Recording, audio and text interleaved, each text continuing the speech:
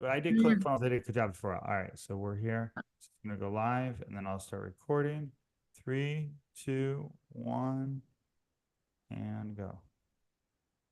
All right, guys, it's Chef Jay here to make your day. Welcome to the Never Forget This podcast. We're gonna get a little feedback here because it's gonna go second. But I'm very excited by having Woman of the Year, motivational speaker. One of the most inspiring stories of mine. I remember seeing her at her darkest day to now what she's done. Now seeing her great stages, winning thousands of awards or hundreds of awards, including Woman of the Year. Seeing her through my spaces. She literally lives to inspire, and my mission was to inspire others always. And as I led with that, I found more people, and this is a never forget this person that you don't want to forget, who's inspired me more. She's spoken on stage with my good friend Ken Jocelyn. She's done so many different things, but she's big in the commercial real estate space for about 11 years. Premier Realty is the name of her company, and she is literally inspiring, a coach, a speaker, and one of my favorite people that anytime I get discouraged, I just go and look at her Instagram and I just get inspired from remembering where she was on the couch, almost looking like she wasn't going to live, to now full of life and inspiring everybody. Not to get emotional here, but hey, that's my little intro for you. Go ahead, Mr. Jackson, tell people a little bit about you and what you do. Well, I'm super excited, and you're going to make me cry too. It's a good start of a podcast. We both start crying, right? Yeah. So I'm born and raised in Boise, Idaho, and I come from humble beginnings. So neither one of my parents graduated high school. I self-educated myself from the age 9 up with a 6-year-old GED book, worked 4 jobs for myself through college, and built my business in commercial real estate.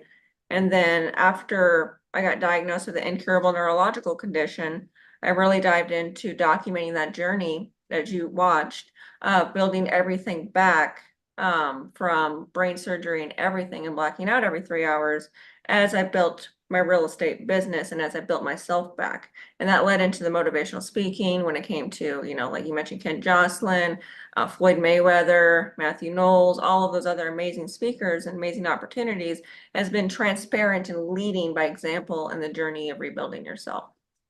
So yeah, so where I first met you, me and my brother were part of a mentorship group, and Mhm. you were lying on couch at that moment, and you were talking about this disease in your what was going on, and you weren't going to let it keep you down, and you were not as beautiful as you are right now. You weren't speaking. You looked like, and I remember at that point, I lived in Connecticut. It was before I had before I did, I built people's businesses online. Before I was doing all this, I was selling windows and bartending at the time. Mhm. And I got so inspired. I remember thinking, man, I wonder if this girl's going to make it. That's literally what I thought. Right. And then I now fast forward to everything that I think that was like what, 5 years ago, maybe Maybe 6 years ago. somewhere around So, there. so for someone right now who's listening to this, never forget, maybe they've just gotten told that they have something wrong with them and it's going to really keep them down. What was that moment like when you were told that, and what was the decision you made to make you go on then? What did that look like? Yeah. So I'll take a step back. When I was 14 years old, I attempted to end my life at 14. It was the last time I ever will in my entire life. And I made a commitment. I came up with a mission statement. Now, if you guys are watching this, you guys know companies have mission statements. I didn't know what a mission statement was. All I knew is I wanted to stand for something. I made a commitment that I said, I'm going to be the best version of myself for myself. I'm going to show people that they can do anything that they put their minds to, regardless to other people's opinions, limitations, or oppressions, that hurt people, and that doesn't make them right. That was the mission statement that led me through everything in life. And then once I got done with quitting that last night job, because I built up my real estate career enough to be able to sustain myself, because I worked 4 jobs going to college, needing brain surgery, needing shoulder surgery, and everything else underneath the sun at the same time. I quit my last night job at the Cheesecake Factory, and 2 months later got told that I needed brain surgery. And that the reason why doctors were telling me that I was going to be paralyzed by the time I was 35 was because of the fact that my brain did not fit into my skull. It's incurable. They do brain surgeries for treatment. And that every single time my heart would beat, my brain would beat in my skull. At that moment, I felt cursed. At that moment, I felt like everything I worked for was nothing. So if you're in that moment right now, I want you to honor your emotions, because nothing gets better if you run from them. However, there's a decision that has to be made, just like that decision in that mission statement. What are you going to do with it? Our actions always speak much louder than our words. If you decide that you're going to quit, if you decide that you're not going to push through, I guarantee you, whether you think you're a leader or not, there is somebody that is watching you that you're inspiring and they got out of bed today because of you. I guarantee it. So when it came to that, I went through a pity party for a while. I did. And then I had 12 surgeries back to back, including brain surgery within a 1.5 year long period. And what I realized then was I couldn't do more than 3 hours of work a day, or I'd have to go lay down in my car, or I'd black out on the concrete. And then I just started implementing habits and building the new version of myself to be able to be where I'm at today. And it reminds me of a Will Smith quote. Will Smith says, you don't just set out to build a wall. You'll say, I'm going to build the biggest wall possible. What you do is you go and you lay a brick as perfectly as a brick can be laid.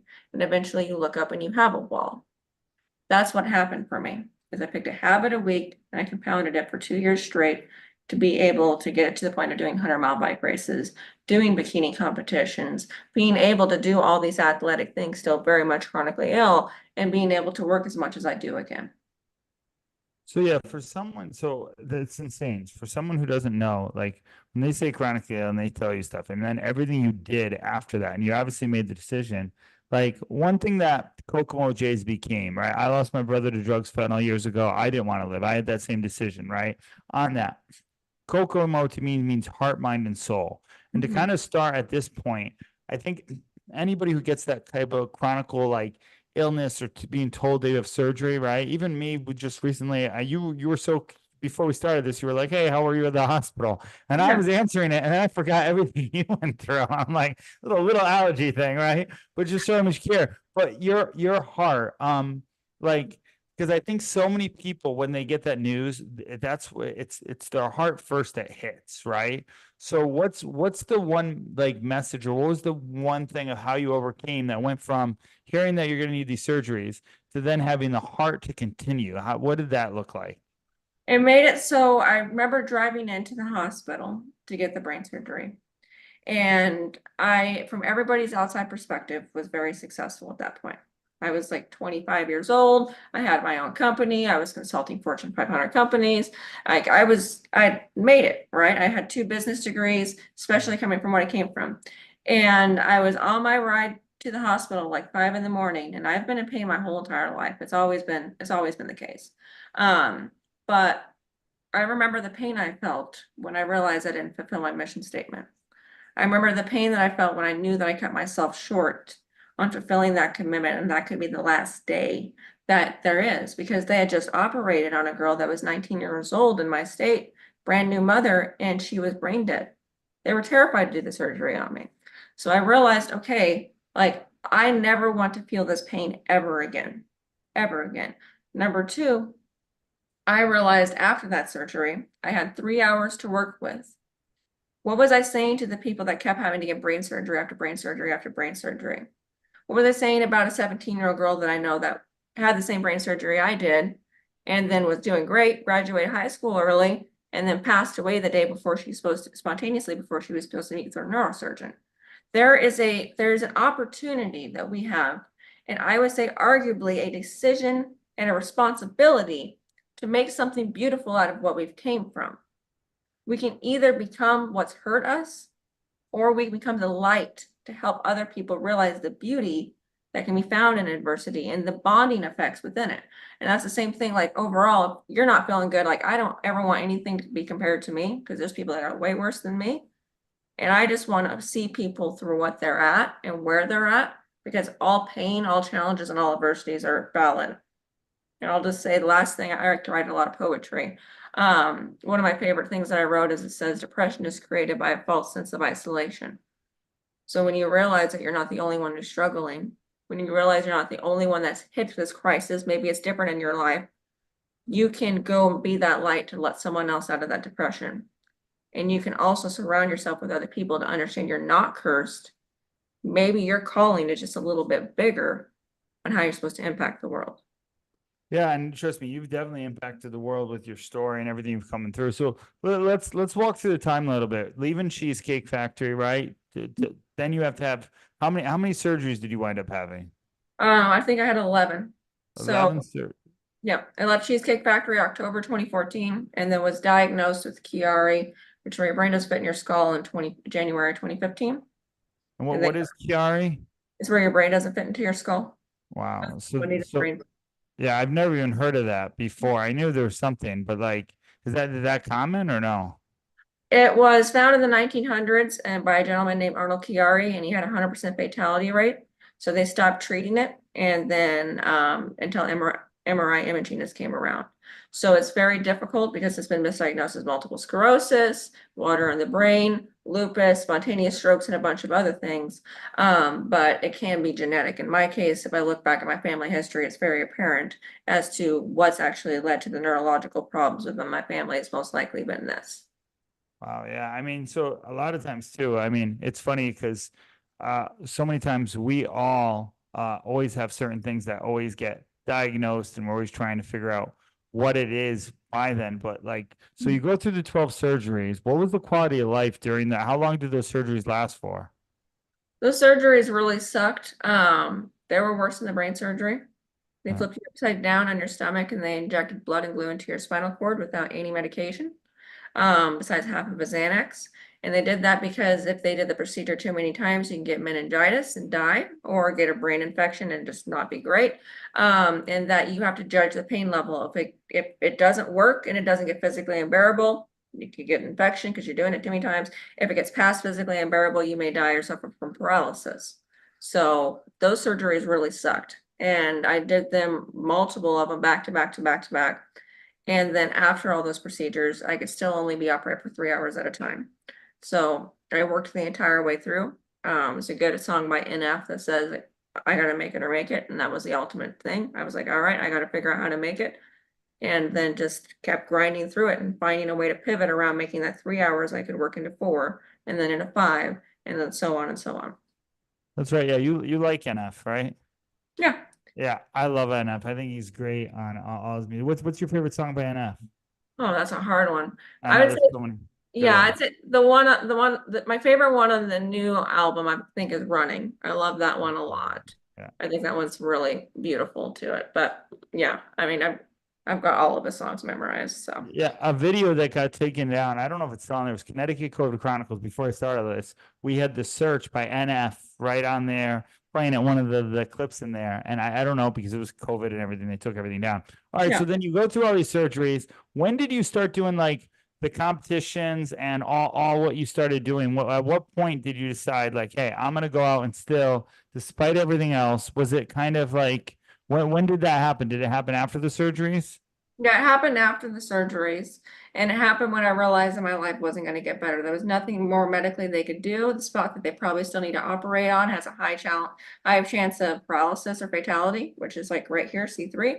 So I was like, okay, you know what? This is what I've got. This is what I'm built. This is when you get to test yourself. Because people like to make a lot of declarations, but the life likes to sit there and be like, are you serious though? Yeah. Do you really mean it? Do you really stand for that? So then that's when I was like, okay, I can't fix everything overnight because I'm just blacked out and bedridden for 3 days.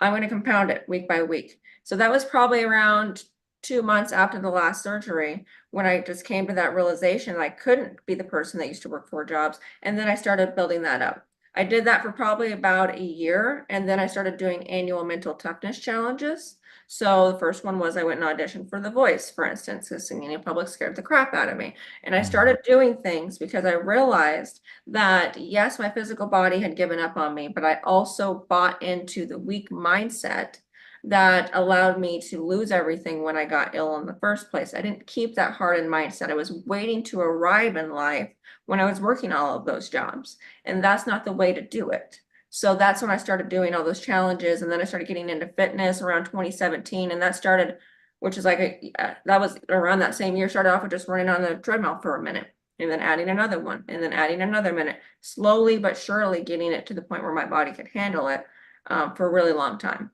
which was brutal. And they didn't know that they needed to reconstruct my entire right shoulder the entire time either. But, we're good. That's done too.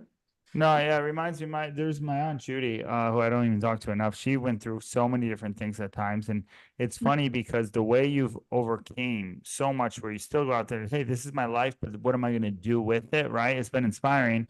So when did the realtor, like, so Premier Realtor, you've been doing that 11 years. When did that all start? Because correct me if I'm wrong, when you were younger, you kind of remind me of myself in a point where you're a go-getter, 4 jobs. I had 4 jobs back when I was young, I was the waiting tables and all that stuff too. So you always had the go-getter of it. Obviously you get, almost kind of bedridden by your surgery, but you say it won't let you down.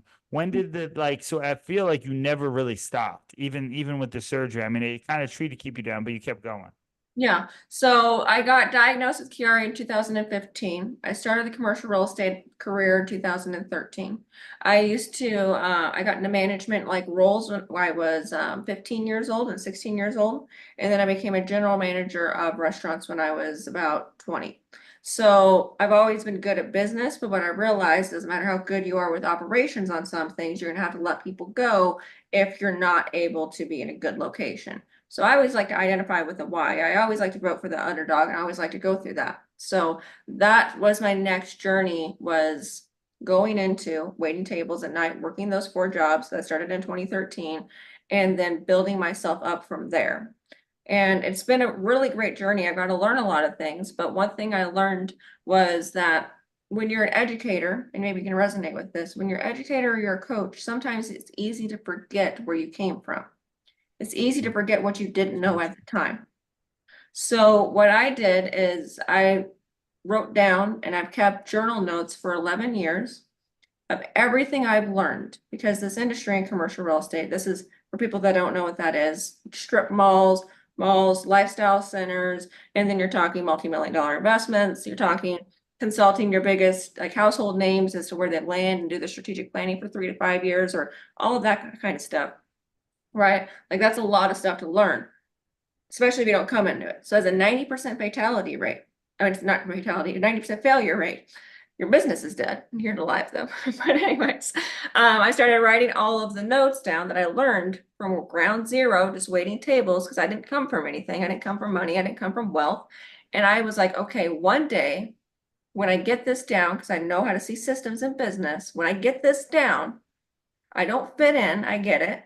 When I get this down, I'm going to go back and give back to the community of people that are not taught this industry fully. And there's a lot of great mentors that I've been able to have for sure, and I'm very grateful for them 100%. My goal when it comes to Melissa Jackson Premier Realty is to go national with education, teaching people economics, teaching people how to systematize their business, teaching people how all of that stuff works so they can be successful as either an investor or as somebody that's trying to get into the industry as an agent, or both, because it's something no one teaches really in depth. So Yeah. I'm all for the underdogs. No, I'm very excited to see you, crack through this nationally too, especially with everything. So it's funny because my first 4 unit that I bought was by a guy named Josh Brown. He's actually on this YouTube channel, and he was an agent and an investor, and that's why I picked him, because I picked him as like my first mentor on my team, right? And it's funny, I always would tell him all the time, dude, you should like go national with your advice, because he had it, but he was just, kind of family man and stuff. So I'm so excited you're doing this. What job were you a general manager for? Because that gives a lot. It's funny, God gives us different skill sets. We're general manager. My brother's a general manager. He has a course called Mastery Management. He's Joshua's Growth on TikTok. So he teaches a lot of leadership and management skills. Obviously, you learn those all by being in there and being the systems person. What job were you a general manager at? So I worked my first job, official job. I started working when I was 5, but my first official job was Wendy's. And then I went into the crew leader position around 15 or 16. It's a little bit hard to remember. I did all this. I got hit by a truck on my way leaving home from work, so broke my collarbone. I just did everything for over a decade left-handed. And then I went into management when I was 18, like official management. It was going to be earlier, but they changed the policies. And then I went to college the entire time as well, and then became one of the local youngest general managers at the age of 20. So there was only one other guy I tied with, and I was pissed. I messaged him just like last month. I was like, I was so mad at you, man, that I couldn't beat your 20-year-old record of running a full-blown restaurant. But it was a fun thing. I loved doing it. I loved all the people that you get to learn and all the different skill sets, and It's definitely fun. a It's challenge. funny. I didn't know. So one of my first jobs was working Wendy's. I never really talk about that. I used to clean up the stuff in the parking lot. and there was a girl, she told me I had no game and I was young. I had a crush on her, and she was like, you have no game, and she wouldn't let me be, they wouldn't let me be on drive through because I talked too much, right? And so I was the cook guy on it. But one of the guys, I was making all the burgers, Francisco, was the coolest dude ever. And we worked great together. It was the only job I kind of officially got let go of, kind of, or no, there was a few jobs, but I remember being heartbroken when they took me on the schedule because Francisco got replaced by a new manager, and the lady was a general manager and she ran it like a ship. And I was very sarcastic at the end of the day, so she didn't appreciate my jokes. They put me on drive through. As you can imagine, I got the time. People loved me, but the time was not good on drive through. You're And like, we're good, so man. I was pretty off there, but I did get a date with the girl, so it all went good Oh, yeah, yeah, for Wendy's. Yeah, but that's crazy. That's cool because the same skill set. So of that, and looking back now, Becky, if you're watching this or whoever the manager was, I'm sorry for being a wise guy. But it does take a lot of skill sets for that, the systems, how everything runs, right? Learning it. A lot of people too, all the time, sometimes don't look at, as we do both business consulting now, of finding the right people, put them in the right place for at 20 that you were seen to have those skill sets to do that is phenomenal. So yeah. now fast forward to now where you're at. You're in Idaho, correct? Yep. But I'm trying to recruit everybody here to Miami where I'm at, or Fort Lauderdale down here. I'm actually looking at a commercial unit to invest in too. So what got you into real estate and premier real estate? Because that was kind of so you got into that, you said in 2013, right? Yeah, so that was a big thing because I used to be able to, because I got into management at a young age. So I was managing like 40-year-olds, 30-year-olds when I was like 16 years old. That was a whole other skill set to develop on that. But Right. then once I left there, then I went and I started waiting tables at night. I graduated my first degree and I'm like, okay, I did internships, marketing, mortgages, everything I could get my hands on, and then found commercial real estate and stumbled into that. And then that's when I tied into, okay, I could get passionate about this and the education aspect of things. And the fact that people can literally lose hundreds of thousands of dollars if they're not fully aware of the market, where to position themselves, and all of those different things. And it's mainly small business owners. So that's how I got into that. And I kept working all the night jobs to be able to support it because it was a long sales cycle and it hadn't been optimized and we didn't have the technology that we do now. So that's what I'm like, okay, I'm gonna write all these notes down and get back into that. So that was like 2013, and it was just a tipping point where I was like, I can get behind this because I've ran the operations of companies and I've been able to fix them within like 3 weeks. I've written business plans already for major tech companies when I was like 21. Done marketing for Fortune 500 companies at that point. Like I got business, but it doesn't matter how good your systems are if where you're at sucks. So that's where I really started diving into that standpoint of things. Wow, that's crazy. Yeah, because there was one guy when I first started my consulting business. His name's Augie. He owns CRE Academy now, and he was Mhm. one of the guys when we first rolled out our 50K package. A really good guy.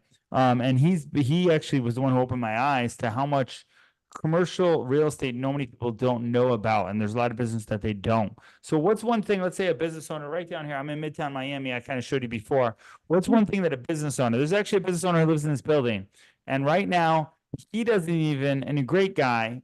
He owns a little hair shop that they keep raising the lease on him. And I thought bigger, and I said, well, what if we buy one of the units? And he's like, because they keep raising. He's like, well, and he could tell it didn't compute. He didn't understand that. And I was like, no, because the person who keeps raising the rent, she's just here. Someone's on there. Let's just go tell a better story, better offering connection to something like that. Like who knows, right? Everything's offering connection. He's like, well, if you can find that out, let me know. So what's one thing you would say to these business owners who are basically getting raised out of their ranks, especially now in the economy right now, right? The economy's going far. They're maybe not changing their prices. They're trying to do what's best for their customer, right? They're Yeah. in here and they're feeling everything by inflation, what's going on right now.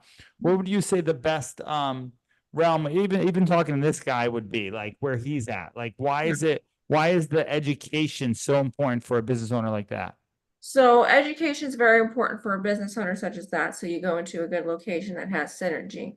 Unless you want to go into a location where you're primarily basing yourself off of marketing in your destination business, which that isn't going to be that much of. Traditionally, those are a lot of foot traffic ones. You're probably going to want to be in a strip center that has everyday commuting traffic that's going through there that drives that synergy and gets that visibility for you. Another thing to consider is the cost of building something out. If it comes down to salons and stuff like that, you have plumbing and stuff like that to look into the cost of being able to do that. So that gets very pricey and gets a bit brutal when it comes to trying to figure out what that's going to look like, what your permits are going to look like, what your construction costs are going to look like if you're going to build out a new space. So I would tell him to look at his lease, see when it expires, and then hire somebody to help him with renegotiating his lease or his lease renewal. Now, depending upon his profit margin, depending upon how high quality his service is, you get a pretty nice control over your future when you are a tenant. More so for franchises and stuff like that, where you can partner up with a developer, and sometimes you can even get part of the money when they sell it as an investment property. Or you can do an owner user where you occupy half the property and then earn rent on the other side of it, and then maybe you take it out to market and sell it. So for instance, you'll see this quite often when you'll have Fortune 500 companies, they'll build a brand new building.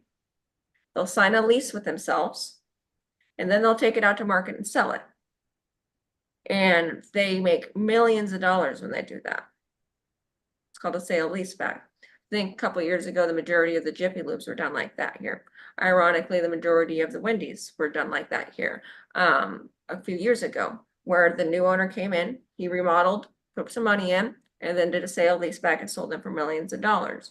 So you can really, the way that you make money is so versatile in this industry that you can make money on almost every single level. It just depends on how strong your personal brand is. Yeah, no, 100%. That's why. So, and you know a little bit about my stories. My end goal. I watched the movie Found. You ever see the movie Founder, McDonald's? Mm-mm. Oh, you should watch it. It's right in your lane. It's the guy who basically did that, and basically he wound up buying the real estate, which is how McDonald's had it. He took the McDonald's where they bought the real estate, right? So my whole point, I watched that movie, watched he went door to door. I went door to door. I basically am living out that movie. I'm the Ray Kroc. Whether I buy out Starbucks or buy out another location and change it into the name Kokomo J's or whatever I wind up doing with it, right, is the point of it. So you're watching me at this point. The business I fell into by mistake or have it was building online businesses by trying to get a lead generation software to market. I started building out ebooks and courses online, and then people asked me, and here we are. But we're going to sell this business and eventually buy, basically do kind of the play that you're saying. So the thing about McDonald's and Founders is he did not lease, he owned the real estate, right? For it. So what would be the best advice for somebody who's really looking to franchise? Because do you know Jeff Fenster Everable? Sounds really familiar, but I don't think so. Is he It's in? someone that would be perfect for you to consult. They're growing over. I'm pretty connected with him. He's supposed to come on this podcast eventually. Yeah. Really cool guy. Drew Brees invested in his company. Everbull, it's an acai bowl franchise. Almost went out during COVID.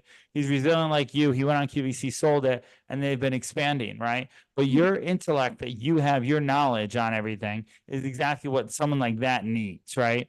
Because it's the best, and obviously getting some of the negotiation. And so funny. One thing you said that was a key point that I don't think anybody could miss is negotiating a lease. Having someone help you negotiate a lease is key because so many people get at the mercy of it and they don't know these small business owners, right?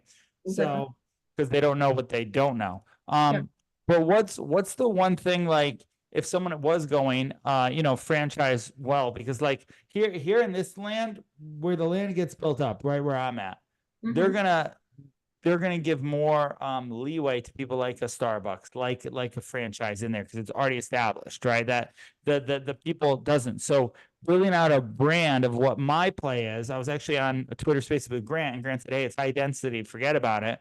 He's in that area, and I was like, "Well, I just got to build a bigger brand up, right? Which is where the podcast studio is, and get out there. What's the best play to get something to get it notable, so that way when it comes commercial, it's that point. If someone is building something out big, you can be a franchise that's like a Starbucks. What's the best play to get to that realm?" Yeah, and I want to be clear with everyone, this isn't financial advice, don't sue me. But for that aspect of things, you have to grow multiple different locations. Right. So If you're doing a brick and mortar location or whatever, you need to do multiple different locations and be able to do that. You don't even need to technically be a franchise, but if you want to hold your own weight, you need to be able to have most likely multiple locations and or a really good business partner and really good financials behind you. If you're talking about just doing a lease, because people that are doing new developments, they'll do deals with new tenants all the time that are getting their first brick and mortar location. But what they're going to look at is your personal financial statement, your business plan,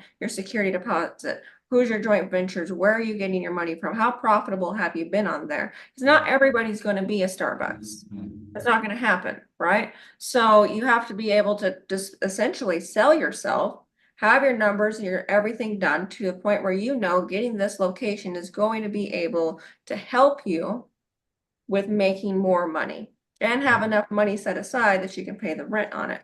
So that's really what it comes down to. Good concept, something that doesn't conflict with the other tenants in the shopping center, something that brings value, and a good pitch, a good business plan, good financials, and some establishment in the back. If you're going to franchise, typically you have to get multiple locations, or you can just buy a franchise. But it sounds like that's not what you want to do. You want to go and get yourself multiple locations. And that just starts off with one. Does it need to be the fanciest location, or can it be a second generation space? That's ultimately up to you on how you want to start it. Right. Yeah. One thing that and I've been talking and walking around here talking to people. There's a guy who wants to sublease something here. But I don't think sublease works too well to build the credibility to that. You'd have to own a lease for financials before you do something like that, correct? No, you can do a sublease. Yeah, You can do sublease. Yeah, subleases work all day long. So if you did a sublease or something like that, and I'm not an attorney, but a big concern I have, just like with residential, if you sublease your apartment, is what happens if you're giving the money to the person and they're not paying the rent, right? But you can build credibility all day long when it comes to a sublease agreement. And those are easy. A lot of times they might be even better to start off because the rents are typically lower, depending on where you're based at, then when the lease was signed than they are now. And you're going to see a very big difference between existing construction and new construction, because new construction has the inflation in it, it has the construction costs going up, it has still distribution challenges that we're working through. It's starting to go down a bit, but new construction rental rates, for instance, in this market are about $42 per square foot. And that's with you having to put on a lot of money to build your space out. If you can find something existing, you're at about $17 per square foot with a lot less of a build out. So it's a matter of how do you get started? Where do you want to spend your money? And what's most important to you? For the fact that people have really strong online brands, such as yourself, a second generation space certainly might not be that bad because you've got that presence already coming to you that you can go into something that's more expensive.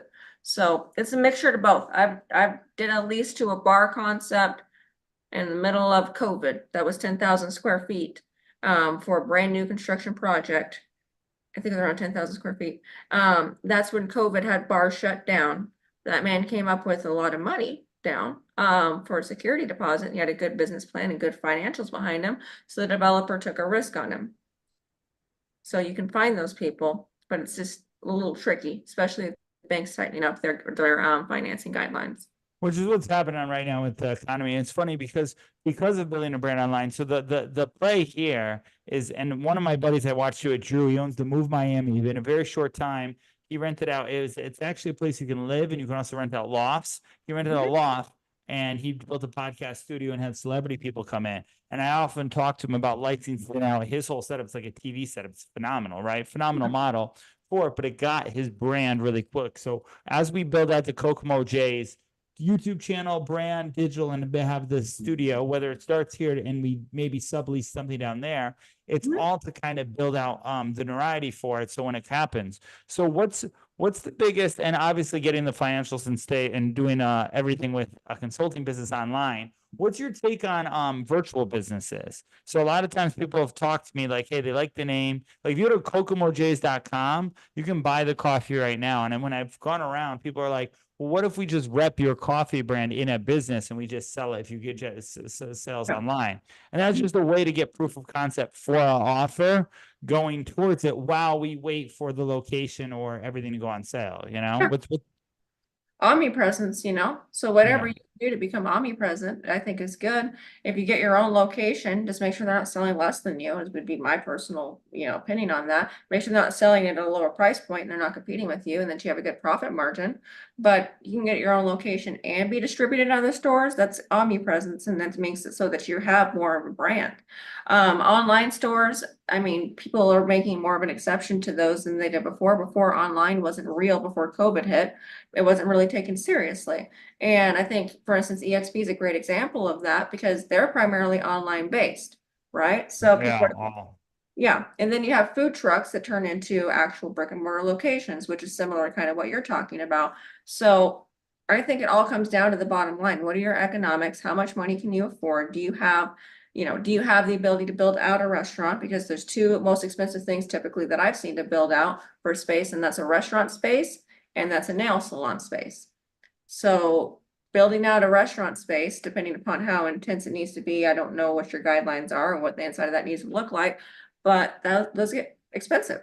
You got a lot of plumbing, you got a walk-in cooler, and also challenges with that is a lot of times in leases, again, I'm not an attorney, have an attorney advise you, but in those lease documents, where it really upsets me for local business owners, it'll say anything structurally attached to the space stays.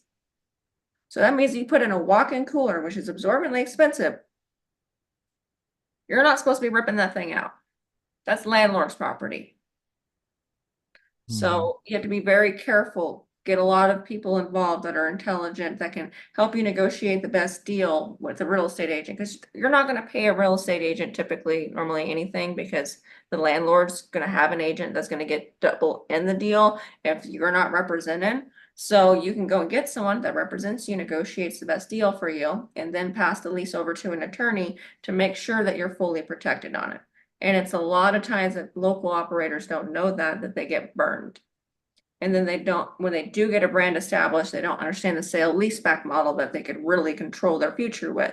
So there's so many different ways to make money that it's phenomenal.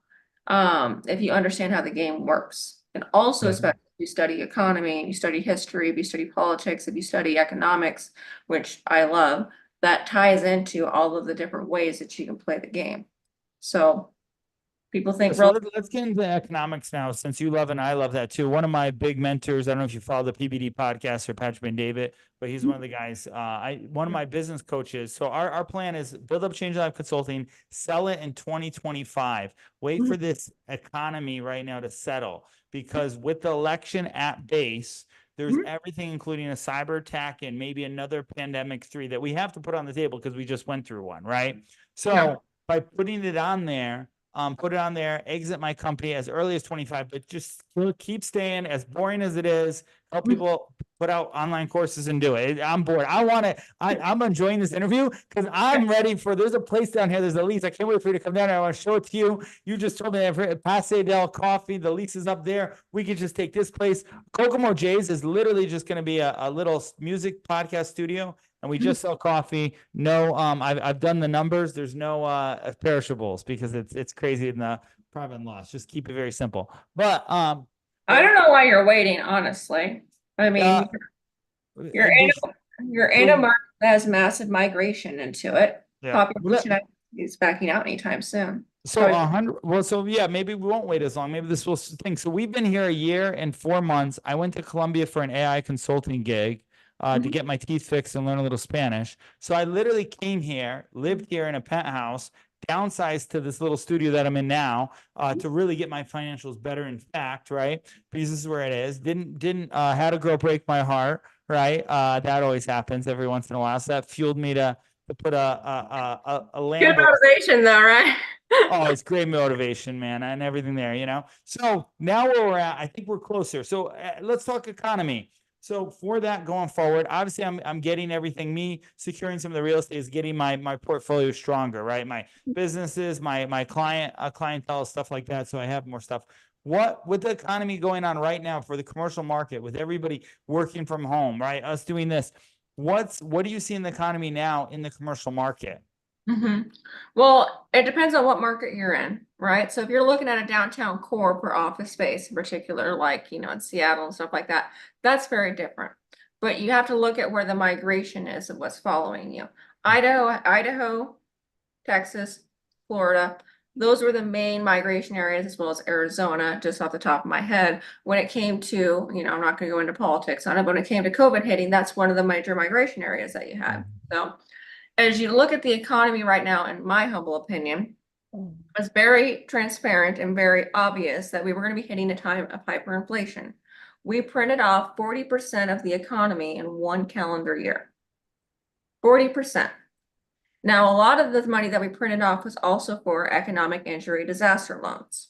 Those are EIDL loans for small businesses. That meant if you started a business in 2019 and you were only in business for like a month, you could get 24 months of your gross money in a loan with like a 500 credit score. Now, those ones you can file bankruptcy on. You can't file bankruptcy on student loans. So we're in an interesting time frame right now where if we continue to keep interest rates really, really high, we might be into a really painful moment. If you look at other reactions to inflation, you've got the 70s, Paul Volcker was head of the Federal Reserve then. You've got World War II, then you have the Spanish flu. Paul Volcker said inflation's mine, and then he rug pulled us, kind of similar to what I think we might experience now. And then it was a roller coaster, up and down, hyperinflation, deflation. And then the World War II, we just let it rip and we just let it run. When it came to the Spanish flu, we raised rates too much, we kept the economy too much, and then you led to a Great Depression. So we're in a delicate time right now. I predict we're probably going to be leaning more towards the Paul Volcker roller coaster effect. But I don't see it going on too much longer, contingent upon the wars that we are looking at. That's the biggest challenge that we have right now, in my humble opinion, is you've got so many different things with Ukraine, with Russia trying to get off the petrodollar, with Saudi Arabia getting off petrodollar, with China, and then also Iran. You're in an interesting situation where it's like, okay, what's going to happen to the US dollar? No one really knows, but I think we'll probably face a reverse market crash is what I'm seeing now, which is what Pat, they just mentioned, talks about as well. What that means is, okay, we can only keep these interest rates so high for so long before it crashes the economy. Also, it's not really controlling the CPI as much as people think it is, because there's notes that they've calculated the CPI report differently than they have any time historically. So for instance, comparing ground beef purchases and price today versus steak prices 2 years ago. So the CPI numbers are a little bit questionable, in my humble opinion, and also any family that you talk to. Anyways, they go through and they raise interest rates and they try to get prices down to what they were in 2019. And if that doesn't work, then they have to eventually drop the rates or they're going to crash the economy. What happens? That means that the wealthy get more wealthy. That means the value goes back up. That's how you get the Paul Volcker effect, where you have hyperinflation yet again. So with the defaults and the EIDL loans, I don't know how that's going to help our economy go anything away from more hyperinflation. With the money we're printing right now, I don't see any way that's going to be changing. And also with how long we've kept the interest rates, which was very quick on how high we raised them and how fast we did that overnight, to the point where you saw multiple banks crash because of that. And banks are tightening up their lending regulations because of that as well. I don't see another way that we're going to go besides heading into hyperinflation, which will benefit the people that own properties.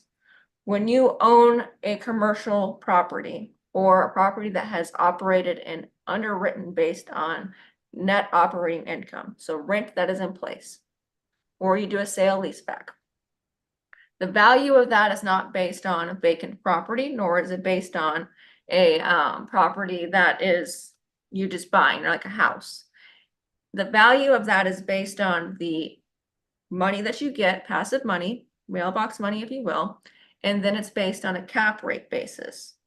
A cap rate is capitalization rate or return, how much an investor will earn back on the money that they gave you and purchased it for. When cap rates go down because interest rates go down, the value of your property raises.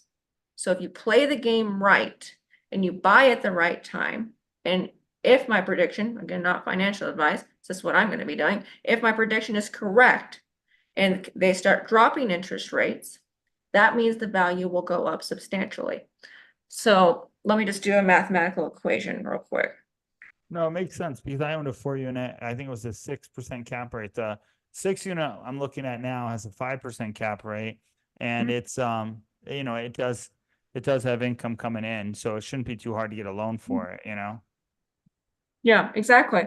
And that's the thing is you can continue to be able to get something like that and then be able to pivot and be able to change and do those things. I don't know. For me, what I want to do is I want to go get an FHA loan, buy Mhm. myself a fourplex, and then see what I can do. I don't know. I've never played this particular game before, Oh, I but did that game. That's what got me to this point. It got me to Miami. I bought the 4 unit, lived in it for a year, rented yep. it out, Mhm. hired a management company. And so I did all that already. So I'm going into the commercial side, but Yep. for tax benefits, because I did all my money through consulting and coaching, I need to buy in 2024, I need to buy a commercial unit that I can be JV for for depreciation. So that's Yeah, and you can probably find some developers or something like that to do on it.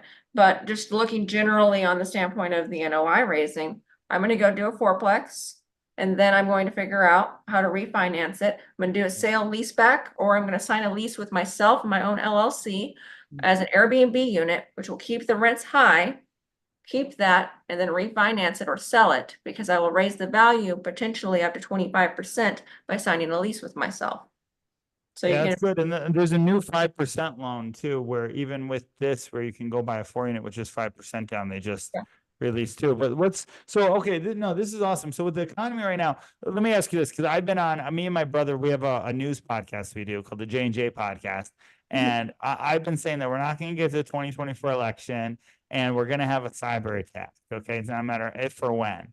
Do you Mhm. believe either? Do you believe we'll get to the election in 2024 because there's a war thing? This is more talking fun, but like economy, right? And do you believe we'll have a cyber attack where they'll shut stuff down for a little bit? I don't know too much about the cyber attack. I think we'll have an election. I think there's gonna be a lot of uproar, and a lot of upheaval, against one another, and there still already is, if you look at what's happening in Israel and Palestine, and people that are very upset about that situation. I predicted we were going to be, getting into the conflict in Ukraine and Russia at the end of 2020, when that first started bubbling over, even in 2014, it was pretty apparent. And then as soon as the last election ended, um, I was like, okay, like this isn't looking good. So I was like, we're gonna be going into conflict with Ukraine. So I knew that was probably gonna happen around 2020, 2021. But we've got a lot of enemies. Not saying it's right nor wrong, but we've got a lot of enemies. We've got a lot of people trying to get off the petrodollar, and we've got a lot of pain out there, and it scares the crap out of me. I don't know about cyber attack. I think we'll still have an election. It'll probably be the most divided one that we have. And I think, in my humble opinion, the only thing that we can do is be the best version of ourselves and also not accept the division in between both parties. That's not really what it is. It's not a situation of this party versus this. It's us together trying to make a difference. So I don't know how many times we've gotten involved, and all of us have agreed to do the conflicts that we're currently involved in right now. So I don't want to go too down the political aspect of things, but I think we got some big enemies. And I think everything will work out, but it's going to take us uniting with each other to keep it that way. No, I agree. That's why you're a needed voice. By the way, you're so smart. I appreciate your time being on here, just breaking down so much stuff. And you're a needed voice now because we need more people out there who lead with the way to inspire as a moment like this. I know Robert Kiyosaki, I heard say, best case depression, worst case civil war. Right? He's more of a doomsday guy too. But I can see why people say that. But I believe if we put out the right message with there. So let me ask you a few questions here in closing, kind of, because we always end with the things to never forget. So for somebody else, maybe who's just starting, right? And EXP is a great model, right? I love EXP. I love everything they do. Maybe they're just starting, they want to get their real estate career going, or they want to get into this market, or maybe they don't want to because they're trying to get in to really, get liquid, to make money to invest in, some real estate. What would be your best money advice for them right now, on in 2024? If you're just getting started and you don't have money, you need to invest in a mentor. That's Right. why I worked as many jobs as I did, because I knew that I didn't know anything. I knew that my success was my responsibility. So I went and I waited tables at night and I upped how many jobs I had and which places I was waiting tables at so that I could get myself a mentor. People try to jump into investing in real estate and all of those things far too quickly before they're ready, and it can cost them a lot of money. And it's especially, I argued with one lady on Facebook a while ago, and she's like, real estate's always a great investment. It's like, no, it's not. Okay, you've got Airbnbs that are getting outlawed in some states. You got people that bought them luxurious properties and they only unwrote them for short-term rentals when they're getting blacklisted, and all of these different factors that are into play. So it's not always a great investment. I've seen people lose millions of dollars overnight. So until you are educated, until you know that you have enough money and you're not trying to get rich quick, I would not get involved in investing on that standpoint of things until you know what you're doing. But I would get a mentor, I'd get somebody to train you so that you can do your job well enough so you can make money. Because as soon as you can make other people money, that's how you know you're doing it correctly. Yeah, that's great advice. My first mentor, I went with my younger brother Josh. We went to an event. It was what's his name? Nathan. It was one of Osmond's. Nathan Osmond was there, and he was the pitch guy selling this 997 real estate course called and it was like almost spammy in a way. They get the free iPod, right? And I went in there and I bought it. It was 16K in credit card debt, and I bought it. It was the best thing I ever bought. I quit teaching for 3 days and I learned the 4-unit strategy. And then I watched a video by Grant Cardone and Ryan Secco, and then I called all these mentors and I asked them, the guy Josh Brown I told you, I asked him, hey, do you own real estate investments? And have you read the book Think and Grow Rich? And he said Yep. yes. And then I brought him as an agent, and that's how we got to the first. And that was how I got to my first 100K month, was because of the 4-unit selling it that way. And then before coaching consulting. All right, second thing. One Go other ahead. thing too, I wanted to touch on when it comes to those things. People should look into the DSCR loan programs.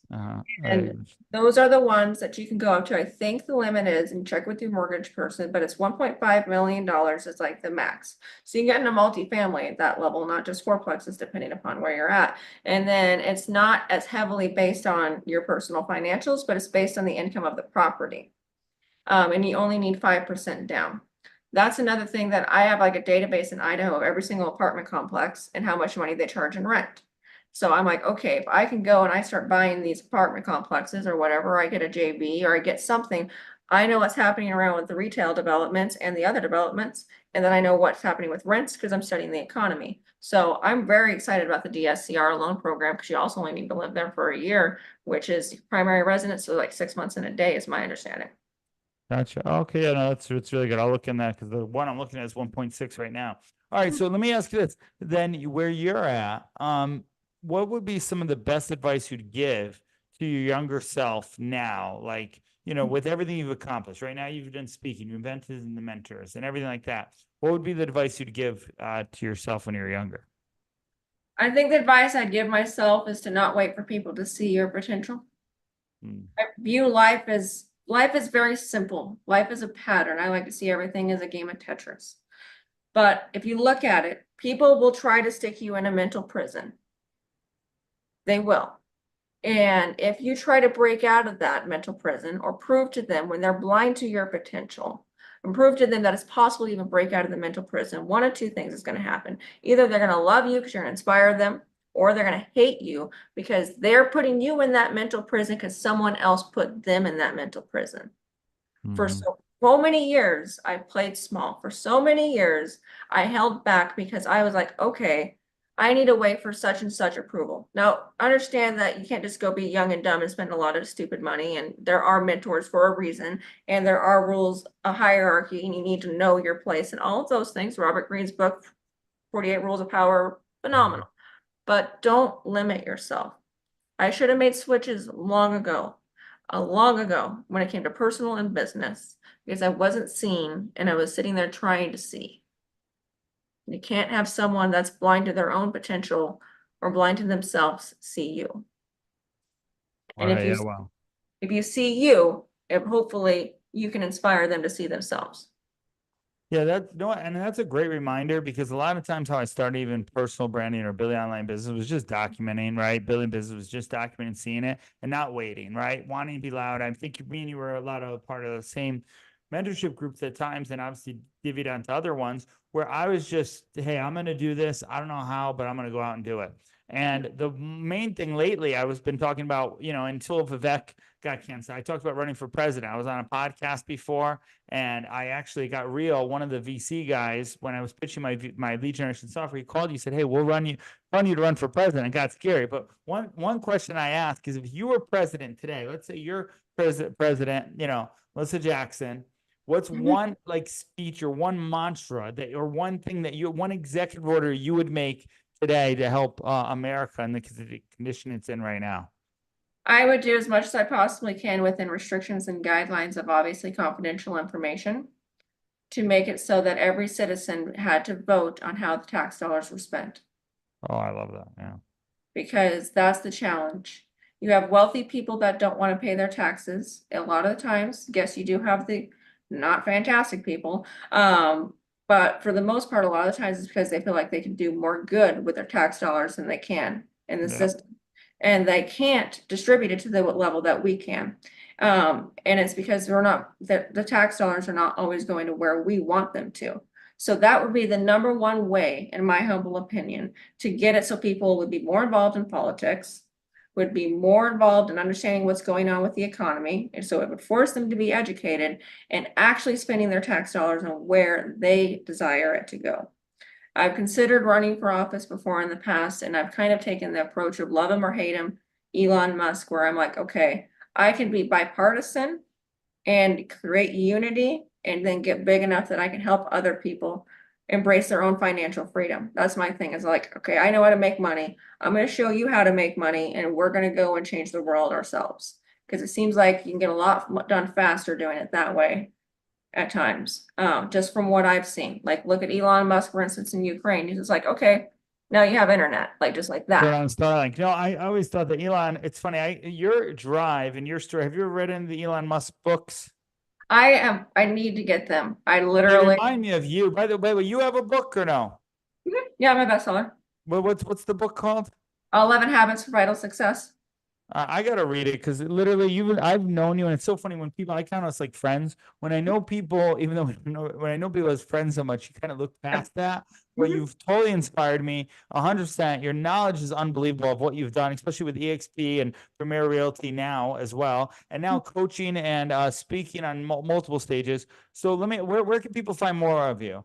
Yeah, you can find me at mjacksoninspire.com. Or if you're looking into the real estate side of things, MJPCRE is my website.com. And you can find me on every social media platform now. So those are all going live with the official merging of the brands, which has taken place as of like Wednesday. So I'm still getting my office lined up with the signage. So we've been like, I think I've slept maybe like 3 to 4 hours a night for the past week. How many hours do you normally sleep? I normally try to get a good 6 or 7, but I just like, I've been up since midnight. Yeah, no, you're a go-getter. You look amazing. You're honestly inspiring for where it's at. I'm so excited to catch you right now, because your brand's already blown up, and now that you're going all in this, it's so exciting. Anyway, we can be a part of this is 100%. I'm so glad to have you a part of this. We'll cut this out. I'll send you the original on this as well. But yeah, any last words you want to leave with anybody else who's maybe looking to, really make an impact and inspire people like you've done? I wrote a poem that was called Fork in the Road, and essentially at the end of it, it's telling you that you have an opportunity to look up, take your blinders off and look up and realize there are people struggling around you. There are people that are hurting around you. You can be the light to it, and also you can find light in other people. So if you're going through it right now, just understand you don't have to go through those things alone. And it is actually holding back people's ability to fully love you the way that they want to when you're forcing yourself to do that. So I would just encourage people, lean on each other. It's even scientifically proven. People trust you more when you ask them for help. So lean on people. Go out there and show your vulnerabilities, because a lot of people won't see what you really are and what they can be without you expressing where you came from. Yeah, no, 100%. That's so true. Literally every time you speak, you inspire, and you always lead with that. And I appreciate you in so many different ways. Melissa Jackson, M Jackson Inspires. Follow her, check her out. You heard it here first on the Never Forget This podcast. We only have people on here that you never want to forget their stories, their missions, and where they're at and where they're going. So look to you making an impact just like Elon Musk coming in the future. Some big shoes to fill, but let's go for it. Thanks so much. You I got it. appreciate you having me on here. Pleasure's you. all. Thanks. All right, perfect. In here, I'll stop it on YouTube too. Because seriously,